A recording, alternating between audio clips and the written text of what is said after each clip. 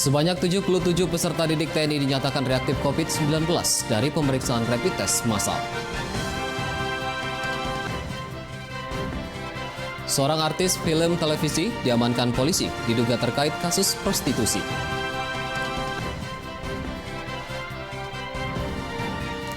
Ratusan kepala keluarga di Mampang Julu Mandailing Natal dapatkan bantuan paket sembako dari Pemprov Sumut. Halo pemirsa, senang sekali kami dapat kembali hadir di hadapan Anda dalam program Wajah Sumut edisi Senin 13 Juli 2020. Selain 3 berita utama tadi, kami juga telah menyiapkan informasi menarik lainnya selama 30 menit ke depan. Bersama saya, Dana Pangaribuan, kita sambut Wajah Sumut selengkapnya. Rindam 1 Bukit Barisan menggelar rapid test massal terhadap seluruh personil peserta didik di Aula Nasution Mako Rindam 1 Bukit Barisan Pematang Siantar. Dari hasil pemeriksaan 77 peserta didik dinyatakan reaktif COVID-19. Pelaksanaan rapid test massal diikuti 2.135 anggota peserta didik TNI Rindam 1 Bukit Barisan, disaksikan Panglima Kodam 1 Bukit Barisan Maijen TNI Irwansyah. Pelaksanaan rapid test dilakukan bekerjasama dengan Gugus Tugas Percepatan Penanganan COVID-19 Provinsi Sumatera Utara dan Gugus Tugas Percepatan Penanganan COVID-19 Kabupaten Simalungun. Dari hasil rapid test, sebanyak 77 peserta dinyatakan reaktif dan terhadap mereka yang reaktif selanjutnya akan dilakukan uji swab PCR. Menurut Pangdam 1 Bukit Barisan Maijen TNI Irwansyah, pelaksanaan rapid test rencananya akan dilakukan terhadap seluruh anggota TNI di wilayah Bukit Barisan, meliputi Sumatera Utara, Sumatera Barat, Riau, dan Kepulauan Riau. Hal tersebut sesuai instruksi Presiden Joko Widodo dan pimpinan tertinggi TNI guna mencegah penyebaran COVID-19 terutama di lingkungan TNI. Sementara itu berdasarkan data Gugus Tugas COVID-19 Sumatera Utara, saat ini jumlah kasus positif di Sumatera Utara sudah mencapai 2.323 kasus dan PDP sebanyak 265 pasien.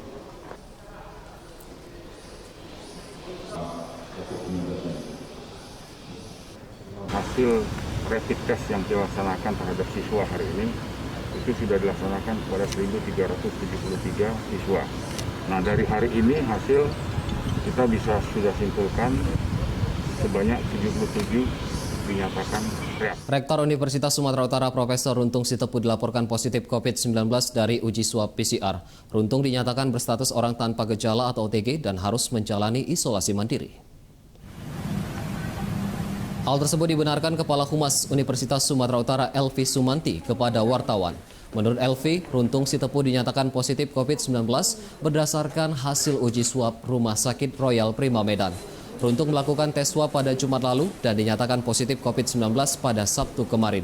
Selain itu, Wakil Rektor 1 USU, Rosmayati, juga dinyatakan positif dari hasil swab.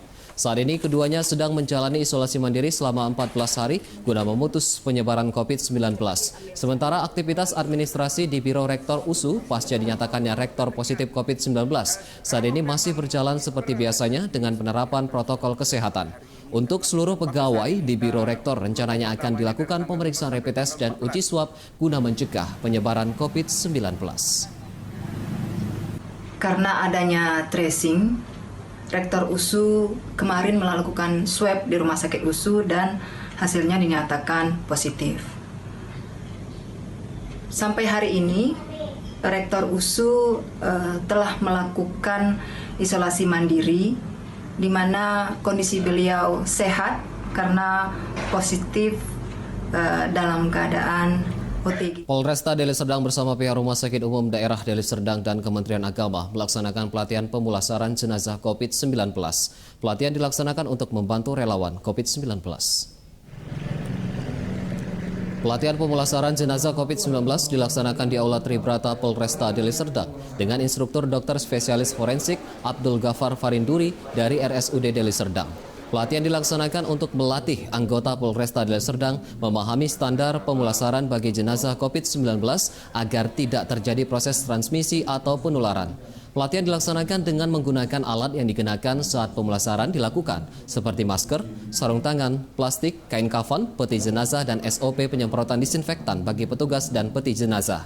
Menurut Kepala Bagian Operasional Polresta Deli Serdang Kompol Coki Sentosa Meliala, kegiatan ini bertujuan untuk memberikan pemahaman kepada personil polisi agar dapat membantu tenaga relawan medis saat memakamkan jenazah yang terindikasi COVID-19.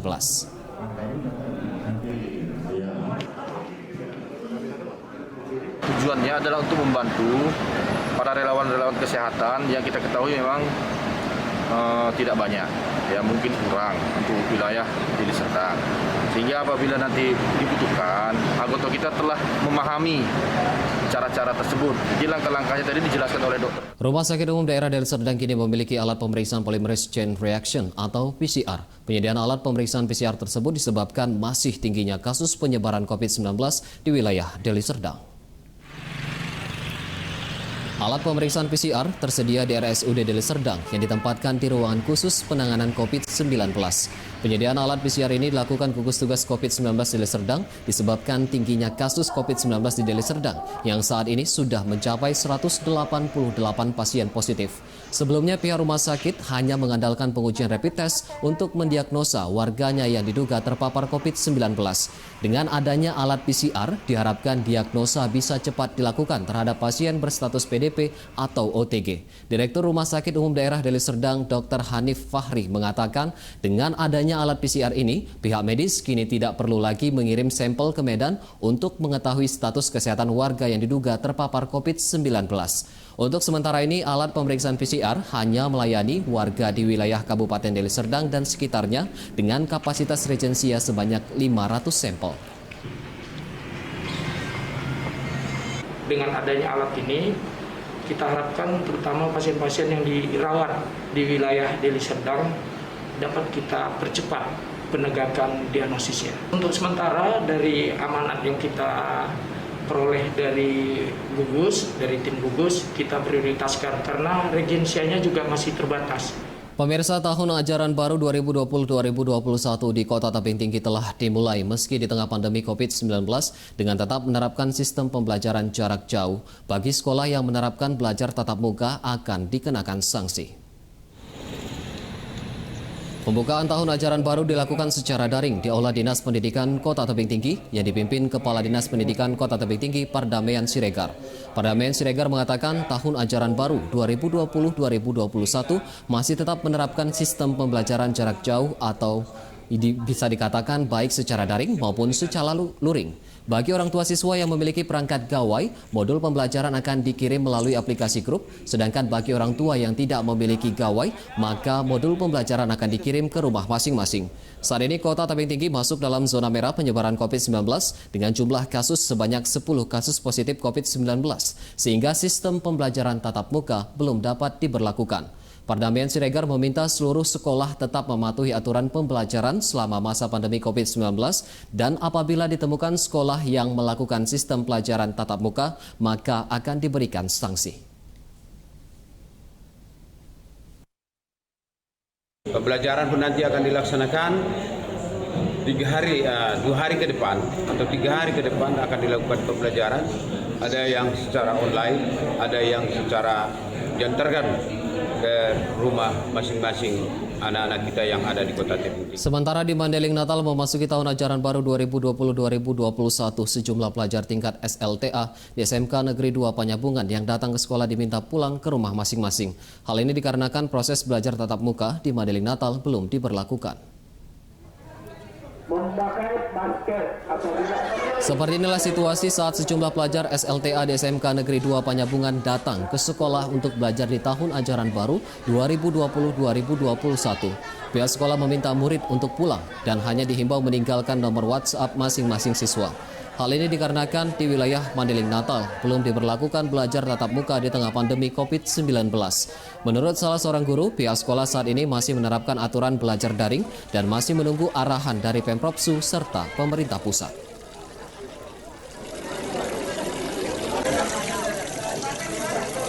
Ombudsman Sumut menerima sejumlah laporan masyarakat terkait pelaksanaan PPDB online Sumut yang dinilai curang. Laporan tersebut didominasi akan adanya keluhan terkait kecurangan penggunaan surat keterangan domisili pada PPDB zonasi.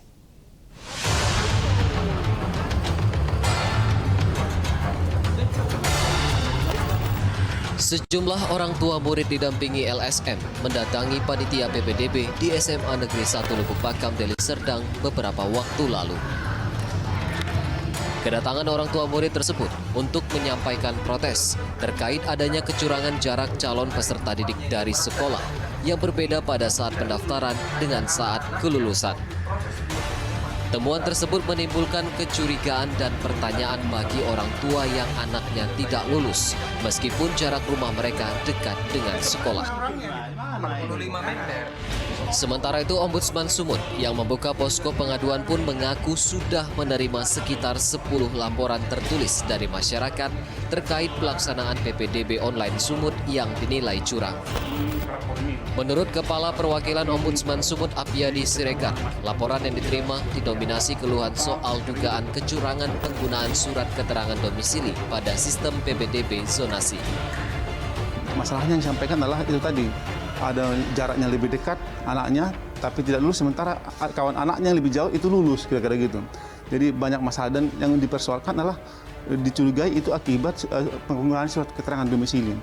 Yang kita sebetulnya harus heran bahwa ada siswa itu menggunakan surat keterangan domisili padahal dia warga Medan. Sementara itu, pengamat pendidikan Universitas Islam Negeri Sumatera Utara, Rusidi Ananda menyampaikan potensi kecurangan pada PPDB zonasi sulit untuk dihindarkan. Namun dapat diantisipasi dengan optimalisasi aplikasi yang terkoneksi pada satu jaringan. Verifikasi menjadi penting, tapi tentunya didukung oleh sistem IT dari aplikasi itu yang terkoneksi misalkan dengan data Dapodik. Sebelum anak masuk ke tingkat lanjutannya tentu ada data Dapodik. Pergerakan domisili itu bisa dilihat jika data Dapodik itu terkoneksi dengan sistem aplikasi. Diharapkan ke depannya, pemerintah Provinsi Sumatera Utara dapat mengevaluasi pelaksanaan PPDB online dan dapat menerapkan sanksi tegas bagi setiap pelaku kecurangan. Dari Medan, Sumatera Utara, Tim Liputan Metro TV.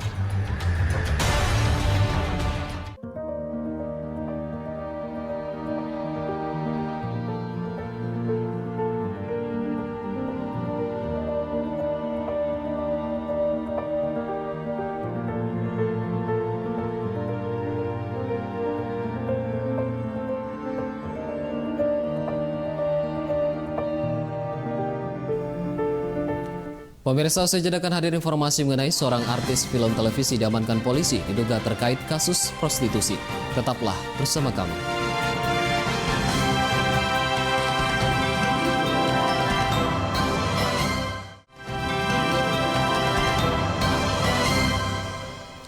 Anda masih bersama kami di Wajah Sumut. Pemirsa, saksi Sarpan yang diduga menjadi korban penganiayaan oknum Polsek Percut Setuan, Deli Serdang terkait kasus pembunuhan rekannya menuntut keadilan. Sarpan yang mengalami luka menjalani perawatan medis di Rumah Sakit Haji Medan.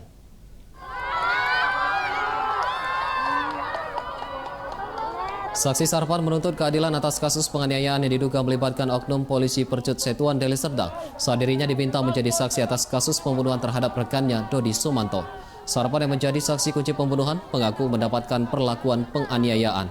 Atas kasus tersebut, Sarpan kini harus menjalani perawatan intensif di Rumah Sakit Haji Medan. Sebelumnya, kasus ini bermula saat pihak Polsek Percut Setuan menjadikan Sarpan sebagai saksi atas kasus pembunuhan terhadap rekannya Dodi Sumanto yang dibunuh oleh tersangka Anzar saat merenovasi rumah orang tua pelaku di kawasan Percut Setuan, Deli Serdang pada 2 Juli lalu. Polisi telah menetapkan satu tersangka Anzar dan telah mencabut jabatan Kapolsek Percut Setuan Kompol Otniel Sihaan serta memeriksa 9 personil polisi Percut Setuan.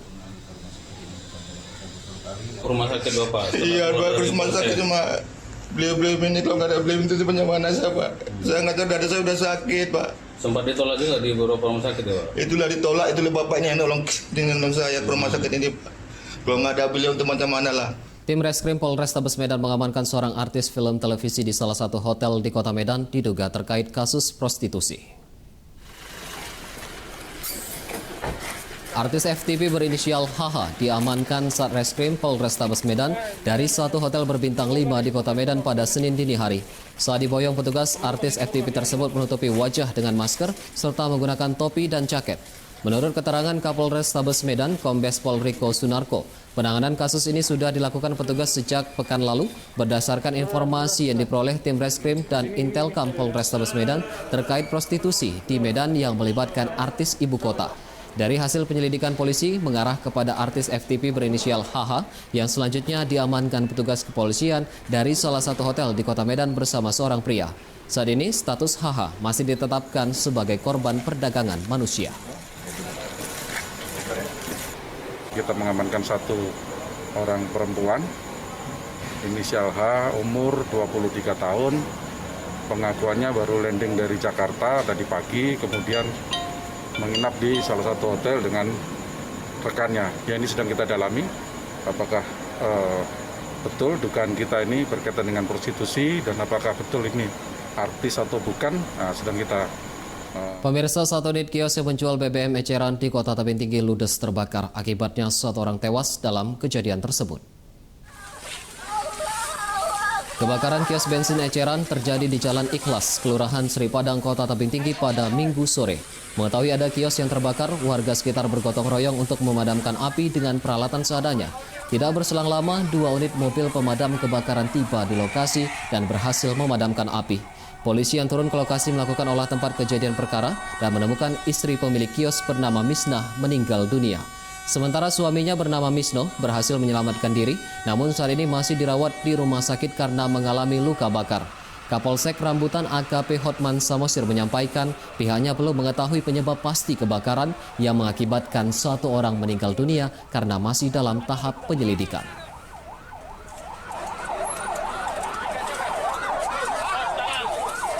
Kita beralih ke berita lain. Curah hujan tinggi mengakibatkan Sungai Padang di Kota Tebing Tinggi meluap dan merendam ratusan rumah warga. Banjir kerap terjadi jika memasuki musim penghujan, diperparah dengan pendangkalan sungai. Ratusan rumah warga yang terendam banjir tersebar di sejumlah kelurahan di sepanjang aliran Sungai Padang, Kota Tebing Tinggi. Banjir terparah berada di Kelurahan Bandar Utama dan Kelurahan Badak Pejuang. Di lokasi tersebut sedikitnya 200 rumah terendam banjir dengan ketinggian 50 cm hingga 80 cm. Menurut warga, banjir mulai menggenangi permukiman sejak Minggu dini hari. Meski rumahnya terendam banjir, warga memilih tetap tinggal di rumah karena belum ada posko pengungsian yang disediakan pemerintah setempat. Permukiman warga yang berada di sepanjang aliran Sungai Padang di Kota Tebing Tinggi kerap dilanda banjir saat musim penghujan. Banjir merupakan kiriman dari hulu Sungai Padang di Kabupaten Simalungun. Selain itu, banjir juga diperparah dengan pendangkalan Sungai Padang dan rusaknya sejumlah pintu air. Warga pun berharap pemerintah Kota Tebing Tinggi serius menangani persoalan banjir yang rutin terjadi. Sementara di Kota Pematang Siantar, puluhan rumah warga di 2 kelurahan terendam banjir. Pemkot Pematang Siantar mengerahkan 3 unit mobil pemadam guna membantu pembersihan material sisa banjir. Sebanyak 58 unit rumah warga terendam banjir di Kelurahan Tanjung Tongah dan Tanjung Pinggir Kota Pematang Siantar. Untuk membantu warga terdampak banjir, Pemkot Pematang Siantar mengerahkan 3 unit mobil pemadam kebakaran beserta personil untuk membantu membersihkan material sisa banjir. Selain mobil pemadam, 2 unit truk tangki bilik PDAM juga diturunkan ke lokasi. Sementara itu, Pemkot Pematang Siantar juga mendirikan dapur umum dan menyalurkan bantuan. Sebelumnya, banjir yang melanda 2 kelurahan ini terjadi sejak Sabtu lalu karena luapan air sungai akibat hujan deras yang melanda Kota Pematang Siantar. Sudah turun dari BNPB, Dinas Sosial, kemudian dari bantuan penyemprotan dari Damkar, Kota Siantar, kemudian dari bantuan air bersih dari PDAM. Nah, juga kalau untuk konsumsi. Usai jeda kami akan kembali dengan informasi mengenai ratusan kepala keluarga di Mompang Julu Mandailing Natal dapatkan bantuan paket sembako dari Pemprov Sumut. Tetaplah bersama kami.